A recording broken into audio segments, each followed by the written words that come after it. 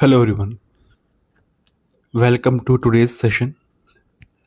आज के इस लेक्चर में हम ऑफिस मैनुअल पार्ट 9 के बहुत ही महत्वपूर्ण पैरा 43 से लेकर पैरा 52 को कवर करने जा रहे हैं। ये सेक्शन डिफेंस अकाउंट्स में field cashier, cash assignment, cheque books और पेंशन और सैलरी कंट्रीब्यूशन की कार्यप्रणाली को समझाता है। हम हर एक पॉइंट को बहुत ही आसान भाषा में बाइलिंगुअल तरीके से समझेंगे ताकि इंग्लिश और हिंदी मीडियम दोनों ही एस्पिरेंट को कॉन्सेप्ट 100% क्लियर हो जाए। चलिए शुरू करते हैं।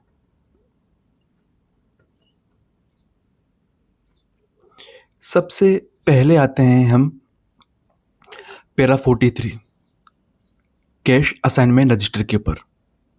अगर हम अंग्रेजी में समझें तो when a field cashier is appointed, it is the duty of the accounts subsection to provide them with adequate funds through a cash assignment placed at the nearest branch of the State Bank of India with the approval of PCDAO। आसान भाषा में समझें तो जब किसी field cashier की नियुक्ति होती है तो उसे फील्ड में खर्च करने के लिए पैसों की जरूरत होती है। इसके लिए पीसीडीओ की मंजूरी से स्टेट बैंक ऑफ इंडिया की जो नज़दीकी शाखा है उसमें एक क्रेडिट लिमिट तय की जाती है जिसे हम कैश असाइनमेंट कहते हैं। ठीक है, फिर बात करते हैं रजिस्टर मेंटेनेंस क्या होता है। IAFA जो 277 है, ये क्या होता है? देखिए, जो कैश असाइनमेंट होता है ना, उसके लिए एक रजिस्टर बनाया जाता है जिसे IAFA 277 रजिस्टर कहा जाता है। और इसमें IAFA 277 रजिस्टर में दो बातें दर्ज की जाती है। पहला कि फील्ड कैशियर को कितना पैसा अलॉट किया जाएगा, और दूसरा जो डेली कैश अकाउंट होता है जो मेंटेन किया जाता है IAFA 987 में, इसके तहत उसने उसमें से कितना पैसा निकाला। ये दो चीज़ें इसमें तय की जाती है। ठीक है, पहला ये कि फील्ड कैशियर को कितना पैसा अलॉट किया गया यानी कि असाइन किया गया, और दूसरा ये कि डेली कैश अकाउंट के तहत उसने इसमें से कितना पैसा निकाला। कि रूल को ध्यान रखिएगा, जो रूल ऑफ क्लोजर और लैप्स होता है उसके बारे में। ये जो कैश असाइनमेंट होता है ये रजिस्टर मंथली क्लोज होता है। एक बात ध्यान से सुनिएगा, ये जो कैश असाइनमेंट रजिस्टर होता है ये मंथली क्लोज होता है यानी कि हर महीने क्लोज होता है। ठीक है, जो पैसा बच जाता है यानी कि जो क्लोजिंग बैलेंस होता है कैश असाइनमेंट का, उसे अगले महीने कैरी फॉरवर्ड किया जाता है। लेकिन ध्यान दें, फाइनेंशियल ईयर के अंत में यानी कि 31 मार्च को जो भी अनड्रॉन बैलेंस बचता है कैश असाइनमेंट रजिस्टर में, वह गवर्नमेंट को लैप्स मान ली जाती है, यानी गवर्नमेंट के द्वारा उसको लैप्स मान लिया जाता है कि बस इतना ही था। ठीक है, एक उदाहरण से समझते कि भाई क्या है ये, जिसे इसे ऐसे समझिए। मान लीजिए आपके ऑफिस ने आपको किसी काम के लिए क्रेडिट कार्ड या बैंक अकाउंट में 1 लाख की लिमिट दे दी। आपने महीने में 80,000 खर्च किए, बचा हुआ जो 20,000 होगा वो आपके अगले महीने काम आ जाएगा। सेम ऐसा का ऐसा कैश असाइनमेंट रजिस्टर में होता है। ठीक है, लेकिन अगर 31 मार्च की रात को वो 20,000 इस्तेमाल नहीं हुआ तो साल के अंत में बैंक अपनी सारी बची हुई लिमिट वापस ले लेगा, यानी कि वो लैप्स हो जाएगा। ठीक है, फिर हम बात करते हैं डिफेंस सर्विस चेकबुक के बारे में। ठीक है, अभी डिफेंस सर्विसेज चेकबुक्स क्या होती है? देखिए, फील्ड कैशियर को SBI से पैसा निकालने के लिए चेक बुक की जरूरत होती है। और इसकी प्रोसेस क्या होती है? इसकी प्रोसेस ये होती है कि फील्ड कैशियर जब नई चेकबुक मांगता है तो अकाउंट सेक्शन डिस्बर्समेंट सेक्शन यानी कि जो डी सेक्शन होता है उसको एक रिक्वेस्ट भेजता है और फिर जाके जो डी सेक्शन होता है यानी कि जो डिस्बर्समेंट सेक्शन होता है वो एक चेकबुक जारी करता है। अब इसका ऑडिट और कंट्रोल रूल क्या होगा चेकबुक का कि जो इस्तेमाल की गई चेकबुक के जो काउंटर फाइल्स होते हैं चेक स्लिप के इस्तेमाल की गई चेकबुक के वो फील्ड कैशियर वापस भेजता है। ठीक है। और अकाउंट सेक्शन क्या करता है कि इन काउंटर फाइल्स की 100% जांच करता है। ठीक है। और शेड्यूल 3 के साथ में जांच करता है। ठीक है। इसमें अकाउंट सेक्शन क्या चेक करता है? जो यूज की गई काउंटर फाइल भेजता है फील्ड कैशियर अकाउंट सेक्शन के पास में, तो अकाउंट सेक्शन क्या करता है कि कौन से चेक इस्तेमाल हुए, कौन से कैंसिल हुए और कौन से अनयूज्ड हुए, इसकी वो जांच करता है। ठीक है। अगर इसे हम उदाहरण से समझें तो जैसे किसी कंपनी का सेल्समैन ऑफिस से चेक बुक ले जाता है और जब वह पूरी चेकबुक खत्म कर लेता है या नई मांगता है तो अकाउंट पहले पुरानी चेकबुक के पीछे वाली पर्ची मांगता है। ठीक है। काउंटर फाइल मांगता है और एक एक पर्ची से मिलाता है कि पैसा सही जगह खर्च हुआ है या नहीं हुआ है। यही तो ऑडिट का काम होता है। ठीक है। तो ये चेकबुक इशू और ऑडिट के बारे में हमने बात की। अब हम बात करते हैं पैरा 45 के बारे में, डेली कैश अकाउंट्स के बारे में। IAFF 987 में डेली कैश अकाउंट्स मेंटेन किया जाता है। ठीक है। ये क्या करता है कि जो दैनिक नगद खाता और कोडिंग होती है यानी कि कोडिंग या पंचिंग मीडियम होता है उसको देखता है। ठीक है। देखिए फील्ड कैशियर रोज का लेन देन IAFF 987 यानी कि डेली कैश अकाउंट में दर्ज करता है। ठीक है। और अकाउंट ऑफिसर हर महीने की 15 तारीख को इसकी रिपोर्ट देखता है। हर महीने की 15 तारीख को अकाउंट सेक्शन इसकी रिपोर्ट देखता है। 4 मेन चेक्स की जाती है, 4 मुख्य बातें जिनकी जांच होती है। सबसे पहला होता है ओपनिंग बैलेंस एग्रीमेंट के बारे में। ठीक है। अब ये ओपनिंग बैलेंस एग्रीमेंट क्या होता है कि आज का ओपनिंग कैश बैलेंस कल के क्लोजिंग बैलेंस से मैच होना चाहिए, पहला। दूसरा, वाउचर्स, जितना पैसा आया खर्च हुआ उसके साथ प्रॉपर वाउचर्स होने चाहिए। तीसरा होता है FTCR।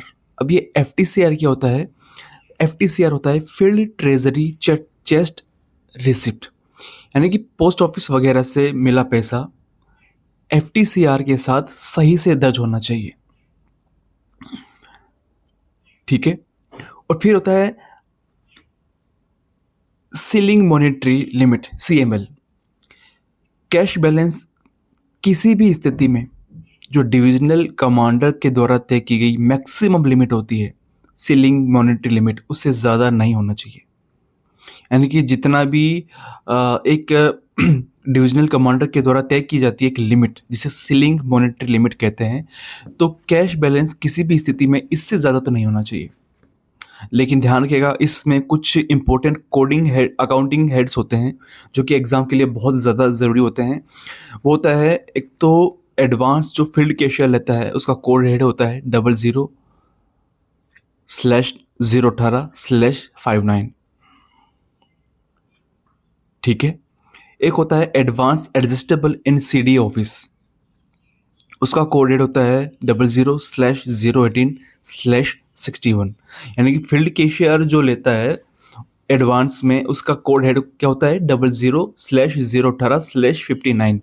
और जो एडवांस एडजस्टेबल होता है CD ऑफिस में उसका कोड हेड होता है 00/018/61। और advance to field imprest holder को जो एडवांस होता है वो 00/ 018/65, यानी कि 59 होता है फील्ड कैशियर के लिए, 61 होता है पीसीडी ऑफिस के लिए और 65 होता है इम्प्रेस होल्डर के लिए।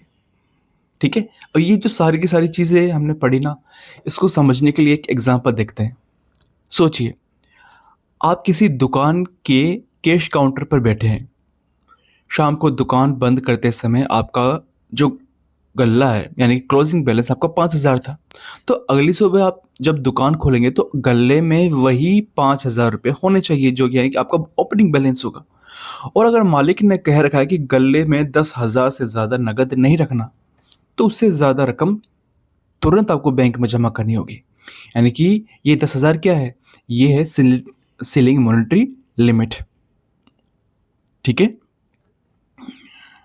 चलिए अब हम बात करते हैं पैरा 46 के बारे में। ये बताता है पर्सनल लेजर अकाउंट के बारे में। यानी कि हर एक फील्ड कैशियर के नाम से एक अलग पर्सनल लेजर अकाउंट बनाया जाता है। हर एक फील्ड कैशियर के नाम से एक अलग पर्सनल लेजर अकाउंट बनाया जाता है। और इसे किस में डाला जाता है? इसमें कोड हेड 00/018/59 में होने वाले सभी डेबिट और क्रेडिट का हिसाब रखा जाता है। हमने अभी क्या बात की? 59 होता है किसके लिए? फील्ड कैशियर के लिए। 61 होता है किसके लिए? पीसीडी ऑफिस के लिए। और 65 होता है किसके लिए? 65 होता है इम्प्रेस होल्डर के लिए। ठीक है, तो जो पर्सनल लेजर अकाउंट होता है ना फील्ड कैशियर का, इसमें कोड हेड 00/18/59 में होने वाले सभी तो डेबिट क्रेडिट का हिस्सा इसमें रखा जाता है। ठीक है, और महीने के अंत में इन सभी खातों को टैली किया जाता है। किसके द्वारा? फील्ड कैशियर के द्वारा। और इसकी रिकंसाइल रिपोर्ट किसको भेजी जाती है? सीनियर एओ और एओ को भेजी जाती है। ठीक है, फिर अब हम बात करते हैं पैरा 47 के बारे में। पैरा 47 बताता है advance of pay and TA to army officers. Advance to pay and TA यानी कि travelling allowance to army officer. देखिए, आर्मी ऑफिसर्स को फील्ड में मिलने वाले जो पे और टीए एडवांस को कोड हेड 00/018/61 से डेबिट किया जाता है। ठीक है, इन ऑर्डर्स ऑफ चेक को ईडीपी सेंटर को भेजा जाता है ताकि संबंधित अधिकारी की आईआरएल जो होती है, यानी कि इंडिविजुअल रनिंग लेजर अकाउंट में उसकी रिकवरी हो सके। ठीक है, और ये हमने बात किया किसका? फील्ड कैशियर का। एक चीज़ और है, एक होती है एनुअली रिपोर्ट जाती है फील्ड कैशियर के द्वारा, जिसे हम फुल फील्ड कैशियर रिपोर्ट कहते हैं। हर साल 30 जून तक पूरे वित्तीय वर्ष की एक रिकंसाइल रिपोर्ट पीसीडीओ को सबमिट की जाती है, जिसे क्या कहा जाता है? Full field cashier report. जैसे अभी जो हमने बात की ना, अभी पैरा नंबर 46 और 47, इसको समझने के लिए एक उदाहरण से समझते हैं इसको, कि जब किसी बड़ी कंपनी में हर एम्प्लॉय के एडवांस सैलरी का एक अलग खाता होता है, जिसे हमने अभी बात की ना, IRL है, इंडिविजुअल रनिंग लेजर अकाउंट। वैसे ही बड़ी कंपनी में भी हर एम्प्लॉय के एडवांस सैलरी का अलग खाता होता है। अगर किसी अफसर ने टूर के लिए 20,000 रुपये एडवांस लिया, तो वह उसके पर्सनल लेजर में क्रेडिट या डेबिट दिखेगा। और उसके बाद में अगले महीने की जो सैलरी आएगी उससे वो ऑटोमेटिकली कट जाएगा। तो यही मेंटेन किया जाता है IRL के तहत। ठीक है, आई होप आपको 46 और 47 पैरा अच्छे से समझ में आया होगा। अब हम बात करते हैं पैरा नंबर 48 के बारे में। पैरा 48 बताता है किसके बारे में? पैरा 48 है ये रजिस्टर ऑफ एडवांस के बारे में, IAFA 1195। ठीक है, देखिए, कोड एड 00/018/61 के अंतर्गत जितने भी अग्रिम दिए जाते हैं, अग्रिम यानी कि एडवांस दिए जाते हैं, उन्हें IAFA 195 के रजिस्टर में दर्ज किया जाता है। इसमें पंचिंग मीडिया की डिटेल्स और सीरियल नंबर लिखा जाता है। इसका मुख्य उद्देश्य ये देखना है देखना है कि दिया गया पैसा सही समय पर क्लियर हो रहा है या नहीं हो रहा है। इसका मेन उद्देश्य यही होता है कि जो हम पैसे दे रहे हैं वो पैसा क्लियर हो भी रहा है या नहीं हो रहा है। यही चीज़ होती है इसमें कि इसमें 48 में यही चीज़ बताई गई है। अब बात करते हैं पैरा नंबर 49 के बारे में। पैरा नंबर 49 है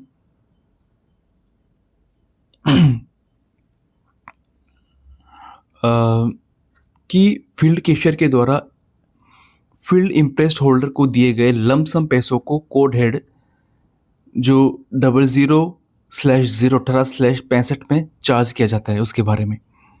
इसे हम क्या कहते हैं? इसे हम डिमांड रजिस्टर कहते हैं। ठीक है, इसे डिमांड रजिस्टर में नोट किया जाता है। यदि राशि सालाना ईडीपी सेंटर न्यू दिल्ली के द्वारा मार्च सप्लीमेंट्री में सेंट्रल कंट्रोल अकाउंट में ट्रांसफ़र कर दी जाती है। देखिए, इसको समझते हैं कि मान लीजिए कि आपकी कंपनी के किसी सब ऑफिस या किसी साइट इंजीनियर को छोटे छोटे जो रोज़मर्रा के खर्चे दिए जाते हैं, जैसे कि चाय हो गया, स्टेशनरी के लिए 10,000 का एक पेटी कैश दिया जाता है। अकाउंटेंट इसे एक डिमांड रजिस्टर में नोट करके रखता है और महीने के अंत में बिल देकर हिसाब चुकता करता है। तो यही काम होता है पूरा। ठीक है, अब अपन बात करते हैं किसके बारे में? पैरा नंबर 50 के बारे में। पैरा किससे संबंधित है? पैरा जो 50 है ये होता है पैरा नंबर 50 कि डिविजनल या जो फॉर्मेशन कमांडर के द्वारा पैरा 50 किससे संबंधित है? पैरा 50 संबंधित है हेड जो सरप्राइज चेक होता है कैश का, उससे संबंधित है। देखिए, डिविजनल या जो फॉर्मेशन कमांडर के द्वारा समय समय पर फील्ड कैशियर के जो कैश की सरप्राइज चेकिंग की जाती है। जो फॉर्मेशन कमांडर होता है ना, उनके द्वारा समय समय पर फील्ड कैशियर के कैश की एक सरप्राइज चेक की जाती है। और जब चेकिंग की जाती है तो चेकिंग रिपोर्ट में दर्ज कैश जो कैश होता है, कैश बैलेंस का मिलान वो डेली कैश अकाउंट से किया जाता है। और अगर कोई डिस्क्रिपेंसी मिलती है तो तुरंत डिविजनल कमांडर को जांच के लिए रिपोर्ट भेजी जाती है। ठीक है, तो जो भी होती है जो सरप्राइज चेकिंग की जाती है किसके द्वारा? फील्ड कैशियर के कैश की, फील्ड फॉर्मेशन कमांडर के द्वारा। और उसमें जो डेली कैश अकाउंट होता है उसकी जांच करता है कि वास्तव में जितनी डेली कैश अकाउंट है उतना खर्च हुआ है नहीं हुआ। ठीक है, यही चीज़ बताई गई है पैरा नंबर 50 में। पैरा नंबर 51 में क्या बताया गया है? ये ऑडिट है, ऑडिट के बारे में बताता है। जैसे कि सभी सब सेक्शन क्या करते हैं? सब सेक्शन सभी फील्ड कैशियर के स्पेसिमेन सिग्नेचर का रिकॉर्ड रखता है। जितने भी सब सेक्शन होते हैं पीसीडी ऑफिस में, वो फील्ड कैशियर के स्पेसिमेन सिग्नेचर का रिकॉर्ड रखता है। जब भी डेली कैश अकाउंट या बिल ऑडिट के लिए जाता है तो फ्रॉड रोकने के लिए इन्हें हस्ताक्षर से मिलान किया जाता है। वैसे इसमें यही बताया गया है। बाकी इसको समझने के लिए एक छोटा सा उदाहरण समझते हैं कि जैसे बैंक मैनेजर अचानक शाम को कैशियर का अकाउंट चेक करता है। जैसे अभी हमने बात की थी ना, डिविजनल कमांडर ने चेक किया फील्ड कैशियर का, वैसे ही बैंक मैनेजर क्या करता है, जैसे शाम को कैशियर का काउंटर चेक किया कि सिस्टम में 50,000 दिख रहे हैं तो ड्रॉअर में असली कैश भी 50,000 है या नहीं। साथ ही चेक पास करते वक्त जो बैंक टेलर खातादार की सिग्नेचर फाइल मिलाता है, सेम वैसा का वैसा ही जो फील्ड कैशियर होता है ना, उसके स्पेसिफिकेशन को भी चेक किया जाता है। ठीक है, तो यही चीज़ बताई गई है पैरा नंबर 51 में। अब बात करते हैं पैरा नंबर 52। आखिरी स्लाइड है 52 की। ये वास्तव में एनुअल क्लोजिंग और लैप्सिंग रूल्स के बारे में बताता है, जिससे हम कह सकते हैं कि ये एक वास्तव में ये एक पेंशन या लीव सैलरी कंट्रीब्यूशन के बारे में बताता है। जब कोई भी आर्मी ऑफिसर या डीएडी स्टाफ डेपुटेशन यानी कि फॉरेन सर्विस पर भारत या भारत से बाहर जाता है डेपुटेशन पर, तो यह सेक्शन क्या करता है, उनकी पेंशन और लीव सैलरी कंट्रीब्यूशन की रिकवरी करता है।